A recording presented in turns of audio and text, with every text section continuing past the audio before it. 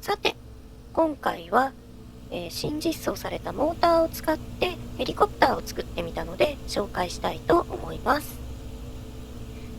こんな風に、葉っぱの羽がいっぱいついてます。まず電力源となる無限モーターを紹介します。この右端のが動力用のモーター、そして左側の残り4つが発電用のモーターになっています。無限モーターはモーターの角度をちょっとずらして結合するのが特徴で、このように発電用のモーターの方の軸が斜めについているのが特徴です。これによってどうやら本来よりも余計に発電してしまう関係で、こっちで発電機側でできた電気を発動機側右端のモーターに送ってやると無限に発電できるというような仕組みになっています。電気はこのダイオードを通してこの向き、それぞれモーターから出ていく方に、電流の向きが制限されています。そして出力先としてはこの電池の充電、そしてメインの空を飛ぶためのモーターへの出力ラインの2系統となっています。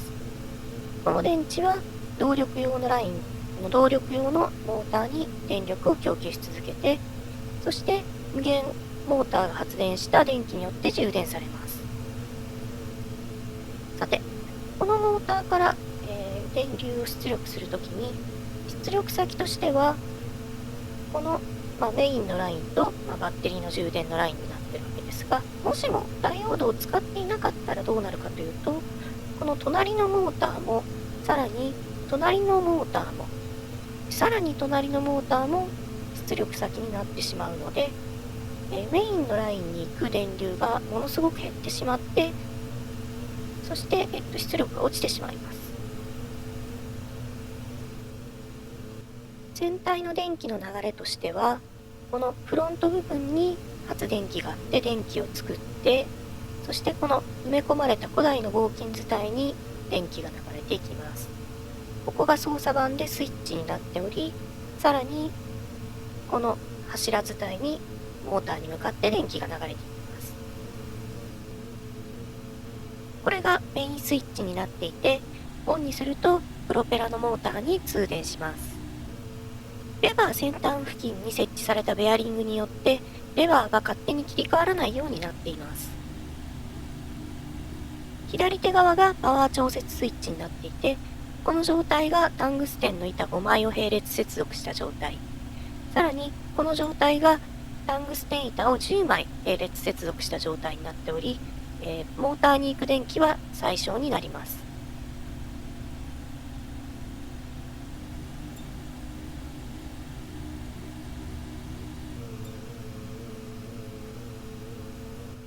足の部分はこのようにベアリングの本体を使ってベアリングを遠くにつけてやることによって、ベアリングの軸が暴れても本体を傷つけることがないように、また柔らかに地面に接するように作られています。このように飛び乗っても柔らかに衝撃を吸収している様子がわかります。このモーターの本体にベアリングの本体を結合します。このようにベアリング本体を持ってモーターにくっつける。さて、くっつけたベアリングの軸に電源をつないでやるとモーターが回り始めます。この時、モーターの軸もモーター本体も自由に回転できる状態なので、電源側に回転の反動が来ることがありません。これによって安定して飛行することができます。この世界では物を切る、割るという時には刃を素早く当てる、スピードをつけて当てるというのが定石です。しかし、まあまあの確率で当たり判定がうまくいかず、意図しない角から割れてしまいます。そこでこの切断機では、重量物を接触させた状態で全体の結合解除を繰り返した時に大きなダメージが入るという現象を利用しています。切りたい葉っぱを切断機にくっつけて鉄の刃を優しく当てる、スイッチ代わりのベアリングの結合を行う。これによって簡単に切ることができる上、切った後の葉っぱが押し出されて横に逃げるので、連続してたくさん切るのがすごく楽です。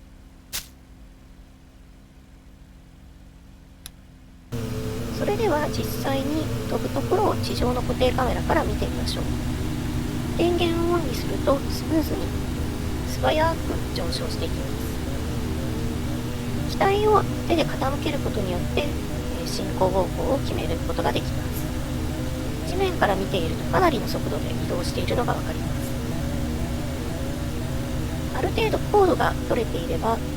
体をボルスターで固定しなくても、また手を離している状態でもそうそう墜落することはありません。そしてぐるっと回ってきて着地体勢に入るためにタングステンに電力を捨てるスイッチをオンにして、プロペラの出力を落とします。しかしここで、木に当たりそうなことが分かったので、タングステン側に電気を捨てるのをやめてフルパワーに戻します。というのを繰り返しながら、着地場所に向かっていきます。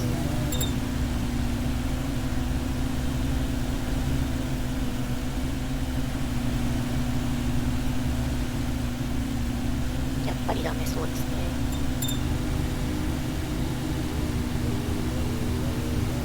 今度こそ、着陸できそうなので出力を思いっきり落としてやります。荷物を積んでいない状態で、若干下降するぐらいの出力になります。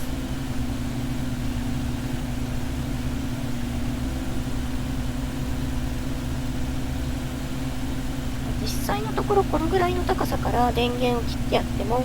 プロペラがかなり大きな空気抵抗になるのでふわっと着地して機体が壊れることはありません。ゆっくり降りてきて着地したところでスイッチをオフ。着地成功です。では今度は一人称視点で見てみましょう。出力オン。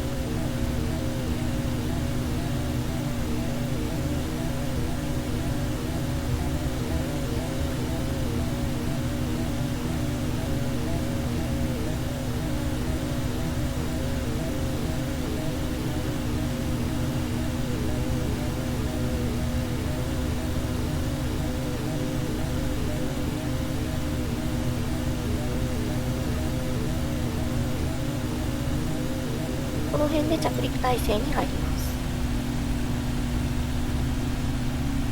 出力をちょっとだけ落としてやったのですが、これでも十分降下できそうなのでこのまま降りてしまいます。